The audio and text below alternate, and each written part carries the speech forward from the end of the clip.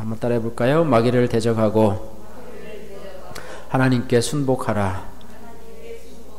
네, 두 가지를 요구하고 있는데 간단히 얘기하면 따라해 보세요. 대적하고 순복하라.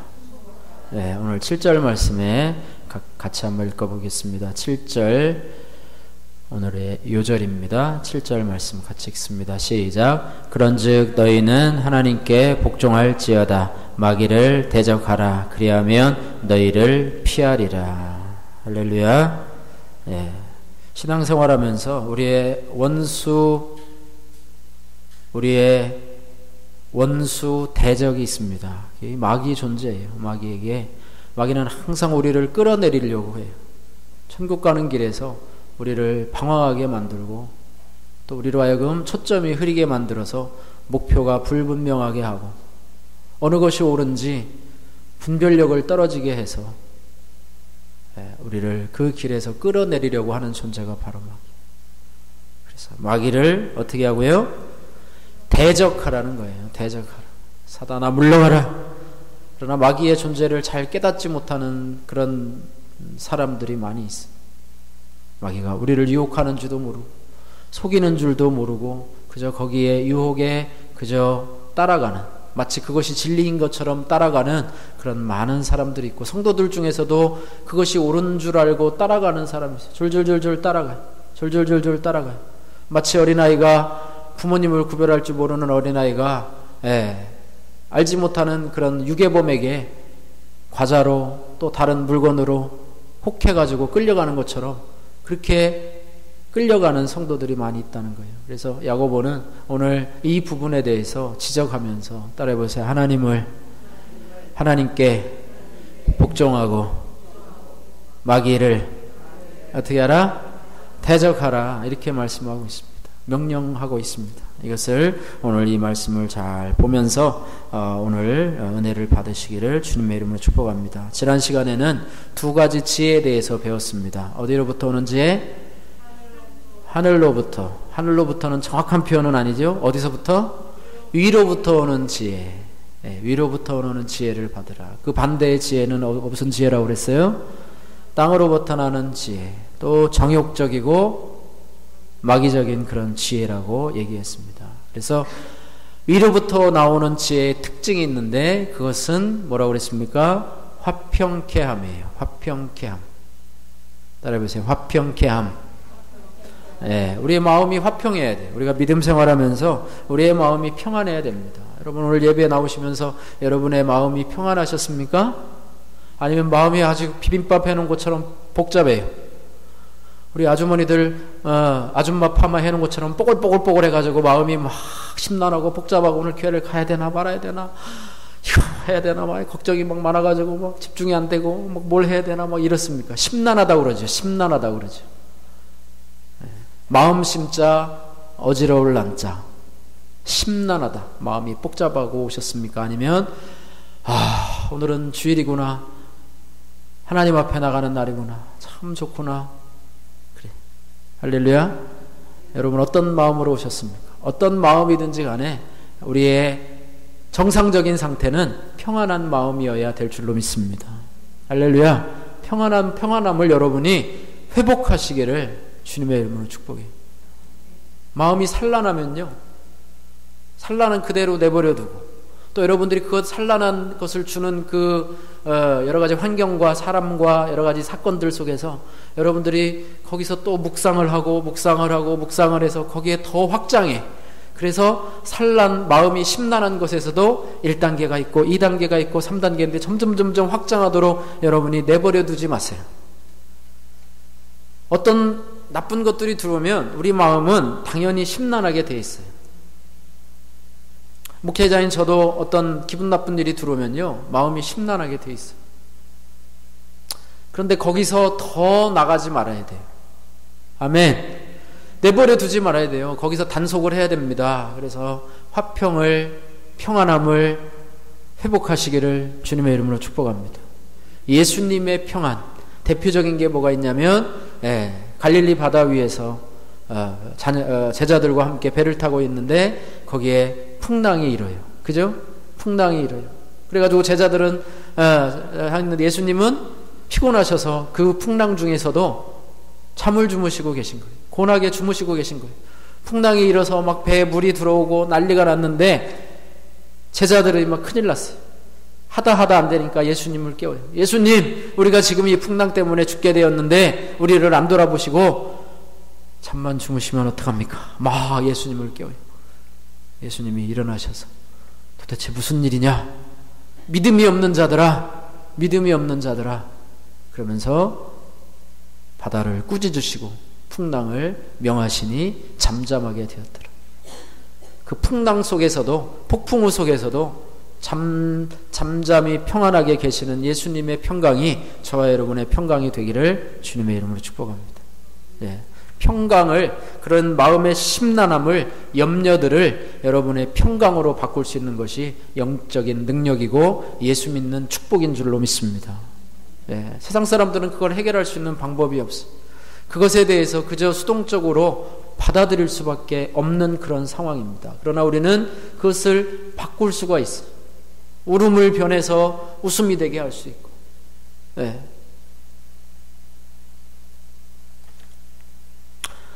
세상이 주는 지혜는요, 세상이 주는 지혜는 그 특징이 뭐냐면, 심란함이에요. 심란함. 따라해보세요. 다툼과 시기와 분쟁과 나눔입니다. 시기하는 마음이 있어요. 그 다음에 서로 다투어요, 싸워요, 분쟁하고 나눠지는 것이 그런 거예요. 마음도 그래요. 마음이 나눠지는 것을 지난번에 말씀드렸죠. 염려의 원어적 의미를 보면 마음이 나눠지는 거예요. 두 마음이 되는 거예요. 두 마음이면 마음이 심란해져요. 그러나 그 마음이 합해질 때 우리는 마음의 평안함을 얻게 될 줄로 믿습니다. 그러니까 심란해지는 쪽으로 여러분이 가면 그거는 여러분들이 세상의 지혜를 따라가는 거예요. 그러나 평안한 쪽으로 여러분이 살아간다면 그것이 위로부터 받은 지혜인 줄로 믿습니다. 그런 일이 있을 때마다 여러분 하나님 앞에 더 매달리시고 더 기도하시고 더 하나님을 의지하시고 하나님을 가까이 하셔서 하나님이 주시는 평안함을 받으시기를 주님의 이름으로 축복합니다. 그 평안함은 내가 얻을 수 있는 게 아니에요. 하나님이 주시는 것입니다. 평화의 주님, 평안의 하나님, 그 하나님으로부터 우리가 받아 누리시기를 주님의 이름으로 축복합니다. 오늘은 이제 두 가지 지혜에 이어서 두 가지 싸움에 대해서 이야기하고 있습니다. 성도의 싸움이 있어요. 성도가 평안해야 되는데 신앙생활하면서 늘 싸움이 있습니다.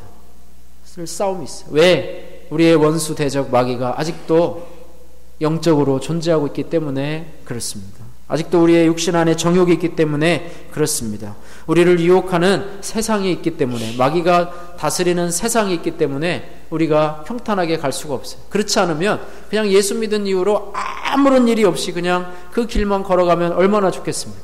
그러나 그렇지 않아요. 어떤 하루는 이런 일이 생기고 또 가다 보면 뜻하지 않는 저런 일이 생기고 우리가 앞을 예측할 수 없는 그런 일들이 우리의 생활 속에 도사리고 있어요. 그러나 그때마다 우리는 오늘 이 말씀을 기억해야 할 것입니다. 그래서 따라해 보세요. 정욕을 멀리하고 세상과 헛되지 않으며 마귀를 대적하는 성도들 되시기를 주님의 이름으로 축복합니다. 정욕을 어떻게 하라고요? 멀리하고, 그 다음에 어떻게 하라고요? 세상과는 벗되지 않는 거예요. 세상과 뭐가 되는 거예요? 친구가 되지 않는 거예요. 세상을 사랑하지 않는 거예요. 그 다음에 마귀를 대적하라. 따라해보세요. 사탄아, 예수의 이름으로 명하노니 물러가라. 할렐루야. 그러면서 다른 하나는 뭐냐? 피하기만 하면 안 돼요. 적극적으로 하나님 앞에 순종하는 모습. 소극적인 싸움으로는 마귀를 대적하지만 적극적으로는 하나님 앞에 순복하는 그런 싸움이 우리 성도들의 삶 가운데 천국 가는 그날까지 우리에게 계속해서 주어진다는 거예요. 그러나 이게 싸움이 뭐야? 그런 게 있어? 마귀가 나를 유혹해? 그런 것들도 있어? 그러면 아직 영적 단계의 초보자에 불과할 뿐이에요. 초보자에 불과할 뿐이에요. 우리 신앙에서도 여러분이 초보 딱지를 벗고 점점 여러분이 신앙의 성숙으로 나가는 계기가 되기를 주님의 이름으로 축복합니다. 할렐루야. 세상의 운동을 봐도요, 참 초보자가 있고요. 그 다음에 동호인이 있어요. 그죠? 동호인 좋아하는 사람. 그 다음에는요, 선수 출신의 최고급의 단계들이 있어요. 네. 신앙에도 그런 것 같아요. 처음 예수 믿어서 그냥 순수한 마음으로 와서 하는 거.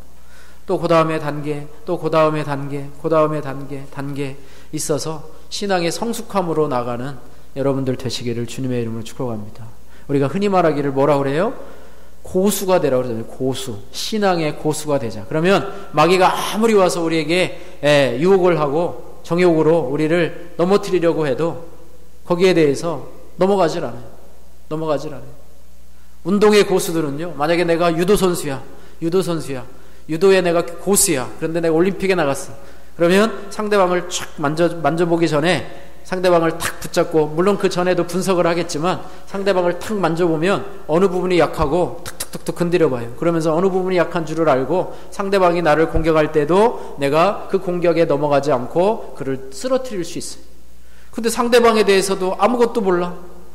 그 사람이 나를 툭툭 건드려봐도 내가 뭔지 몰라. 반대로 당한다 그러면요, 쉽게 넘어질 수밖에 없어요. 마귀가 나를 뭘 때문에 공격하는지 몰라. 나의 약함이 나를 주로 뭘 공격하는지도 몰라. 아무것도 몰라. 눈 감고 그냥 아웅하기 식이에요. 어떤 사람이 싸움을 하는데 눈 감고 싸워. 한 사람은 눈 뜨고 싸워. 그럼 누가 이기겠어요? 눈에다 이렇게 막 안대를 하고 이렇게 하고 막 싸운다고 하고 막 거기에다 막 칼을 쥐어주고 해도요, 소용없어요. 뒤로 가가지고 막 막대기만 가지고도 이길 수 있어요. 그죠? 저는 우리가 영적으로 잘 무장이 되어서 그 싸움에 이겨야 된다고 하는 것입니다. 첫 번째로 살펴보겠습니다. 따라해보세요. 다툼의 원인은 내 안에 정욕입니다. 내가 왜 이렇게 자꾸 넘어지느냐? 내 안에 정욕과, 아까 정욕을 뭐라고 그랬어요? 정욕을 뭐 하라고 그랬어요? 가까이 하라고 그랬어요? 아니면 멀리 하라고 그랬어요? 멀리 하라고 그랬어요. 내 안에 있는 정욕이 문제예요. 정욕이 뭡니까? 정과 욕심이에요. 욕심. 정과 욕심. 그리스도 예수의 사람은 그 정과 욕심을 십자가에 뭐 했느니라?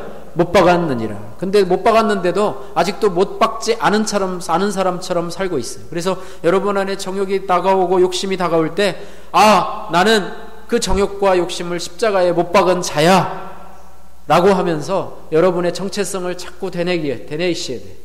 나의 정욕은 이미 십자가에 못 박혔어. 나의 욕심은 이미 십자가에 못 박혔어 라고 우리 자신은 이미 그런 사람이에요. 근데 마치 그것이 아닌 것처럼 살아가고 있어요. 한 나라에 뭐 지금은 아니지만은 뭐 대통령의 자녀들 뭐 별 볼 일 없지만 한 나라의 왕자라고 한번 생각해 보세요. 그 사람은 한 나라의 왕자예요. 그 아버지가 왕이에요. 그런데 자기 자신이 왕자는 자기가 왕자라는 사실을 까먹을 때가 너무 많아. 그래서 왕자보다는 왕자복을 벗어버리고 왕궁에서 이렇게 좀 이렇게 요염하게 살아야 되잖아요. 그죠? 왕자의 품위를 갖고 또 왕자가 받아야 될 무슨 교육도 받아가면서 또 뭐 어떤 클래스도 받아가면서 이렇게 살아야 되는데 왕복을 벗어버려. 아침만 되면은 그냥 편한 청바지에 티셔츠 입고 나와서 자기 마음대로 살아가네. 밤에도 막 외박도 하고 안 들어가고 다른 아이들과 같이 어울려서 막 뒹굴고 싸우고 또 막 그렇게 하면서 막 오토바이도 타고 다니고 조폭들과 어울리고 다니고 그래요. 자기가 왕자라는 사실을 잘 기억하지 못해요. 그 왕자에게는요, 내가 왕자다, 내가 왕의 아들이다 라고 하는 그런 인식이 필요해요. 그래야지만이 그것을 벗어버릴 수가 있어요. 우리도 마찬가지. 나는 하나님의 자녀다. 하나님의 자녀인데 자녀의 옷을 벗어버리고 마치 마귀의 자녀처럼 세상에 나가서 마귀가 좋아하고 세상이 좋아하는 것만 하고 거기에서 다 더럽히고서 살아가고 맨날 얻어맞고 또 거기서 깨어지고 넘어지고 살아간다면 우리는 문제예요, 문제. 하나님의 자녀라고 하는, 하나님의 아들이고 하나님의 딸이라고 하는 그런 인식을 우리가 먼저 가져야 돼요. 할렐루야. 그래야지만이 거기서 빠져나올 수가 있습니다. 내 정과 욕심은 이미 예수님이 십자가에 못 박힐 때 이미 못 박히면 어떻게 됩니까? 여러분 못 박히면 어떻게 돼요? 살아요? 죽어요? 죽어요. 이미 나는 정욕에 대해서 또 이 욕심에 대해서 이미 죽은 자인데 왜 안 죽은 자처럼 그렇게 막 살아가느냐는 거예요.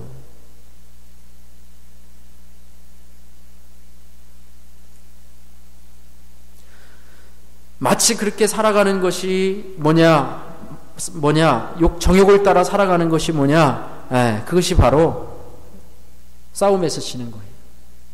하나님이 싫어하시는 거예요. 죄를 짓는 거예요. 자기의 신앙에 절대로 도움이 되지를 않습니다. 따라해보세요. 욕심이 잉태한 즉 죄를 낳고 죄가 장성한 즉 사망을 낳느니라.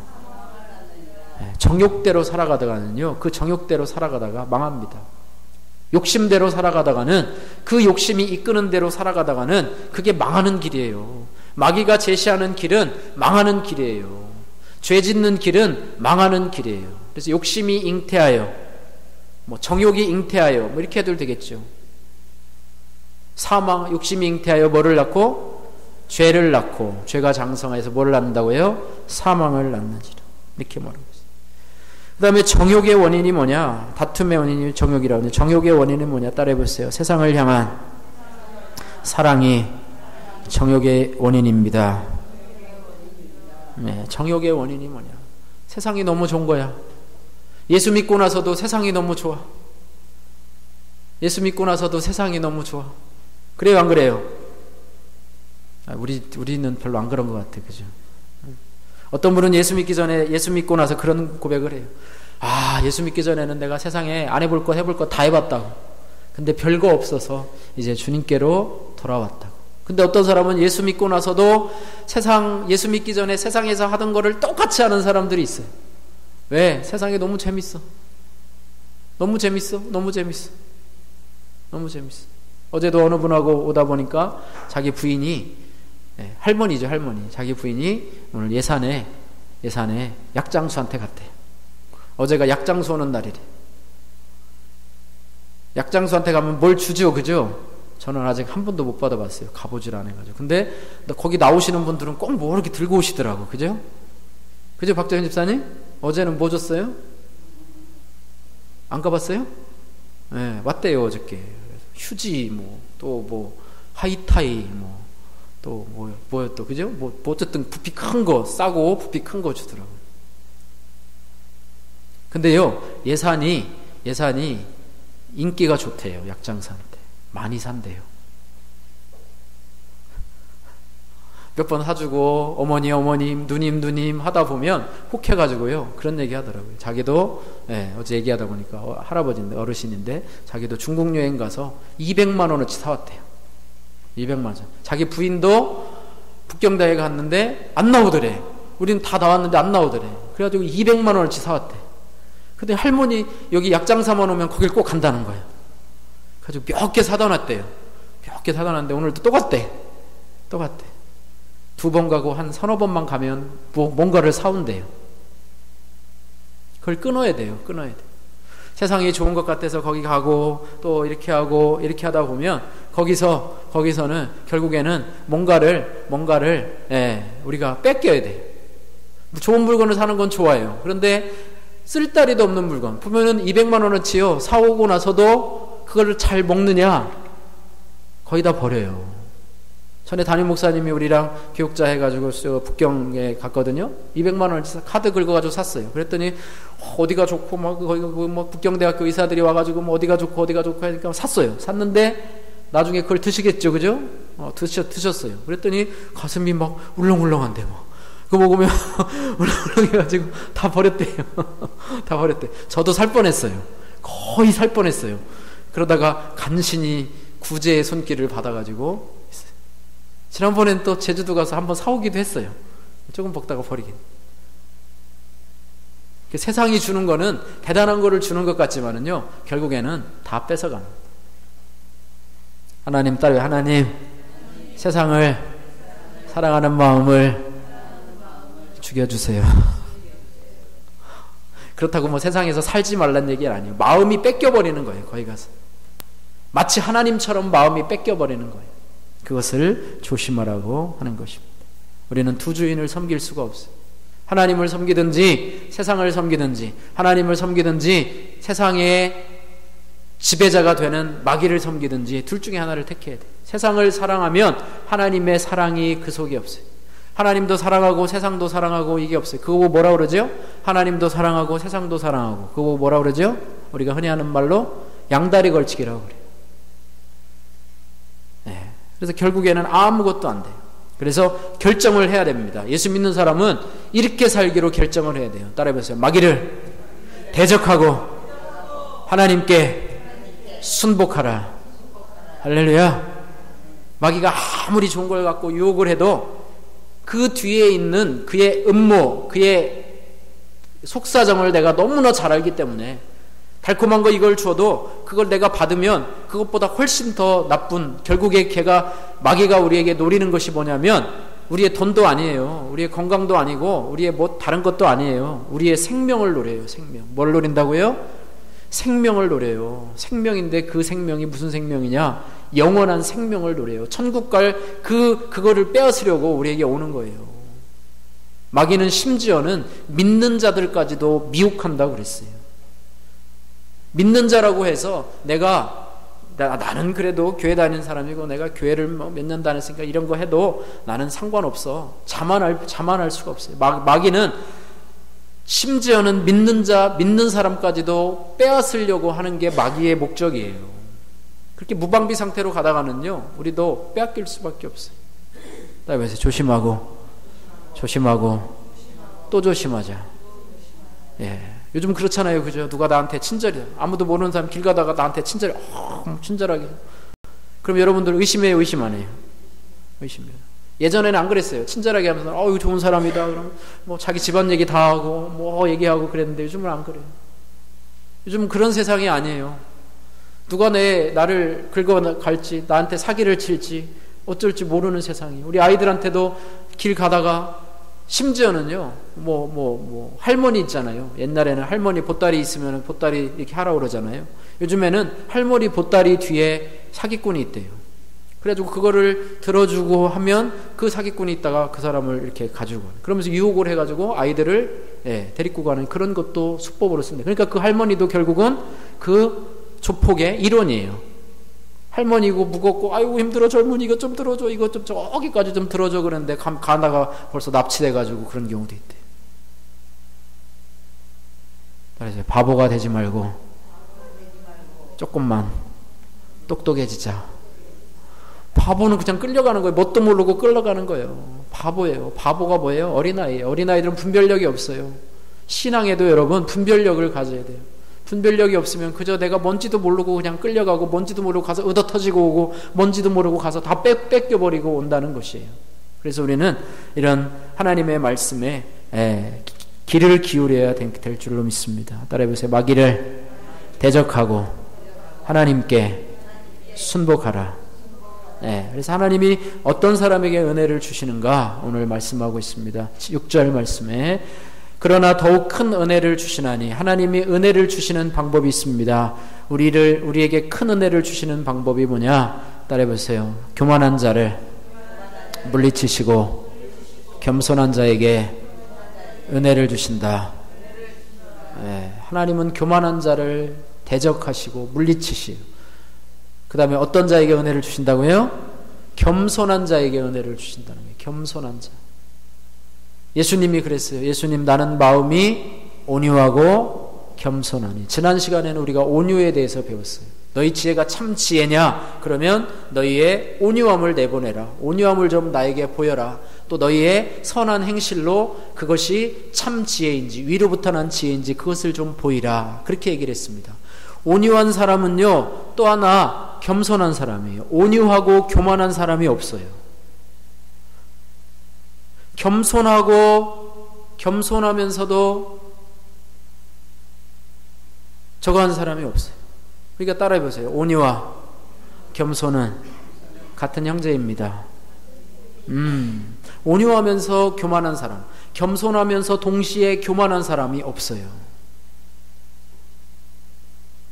그래서 오늘 보세요. 겸손한 자가 하나님 앞에 복종할 수 있습니다.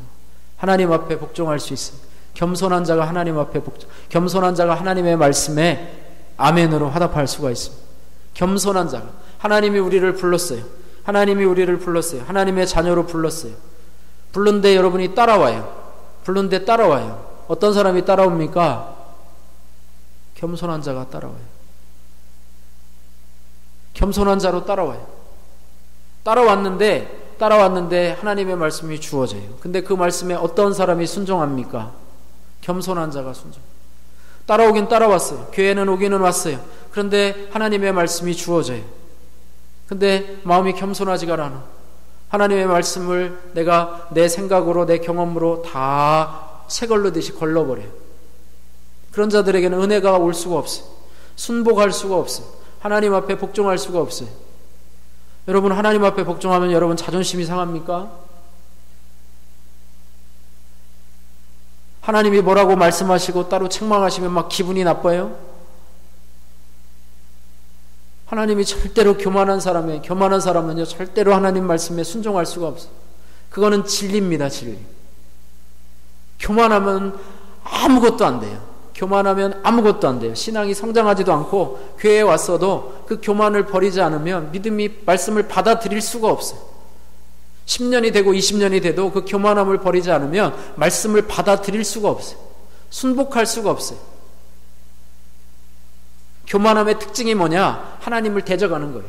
하나님의 말씀을 대적하는 거예요.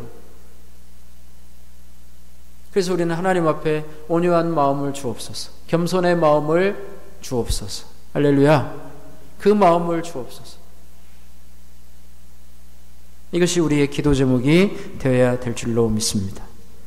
그래서 그것이 바로 지혜의 출발점이라고 하는 거예요. 하나님을 늘 가까이하며 겸손히 하나님 앞에 순복하는 것이 지혜의 출발점이고 더 큰 은혜를 받는 비결이고 악에 대항하고 마귀를 대적하는 가장 효과적인 방법이라고 하는 것입니다. 그래서 자기 생각에 사로잡힌 고집과 아집을 버리고 진리의 말씀에 귀를 기울이는 것이 바로 참 지혜이고 생명의 길이라고 하는 것을 우리가 기억해야 할 것입니다. 싸움에 이기려면 하나님 앞에 겸손하라. 마귀와의 싸움에서 승리하려면 하나님 앞에 겸손하라. 하나님 말씀 앞에 겸손하라. 할렐루야. 이것이 바로 야고보 사도가 우리에게 주시는 하나님의 말씀이라고 하는 것입니다. 될 수 있으면 하나님의 말씀이 내게 쏟아질 때 아멘으로 화답할 수 있는 저와 여러분들 되시기를 주님의 이름으로 축복합니다. 이런 심령이 복받는 심령이에요. 이런 심령이 은혜받는 심령이에요. 그리고 하나님은 그런 사람에게 은혜를 주시고 복을 베풀어 주는 줄 믿습니다. 할렐루야. 이런 은혜가 저와 여러분에게 있기를 주님의 이름으로 축복합니다. 기도하겠습니다. 우리 잠시 오늘 들은 말씀 놓고 같이 한번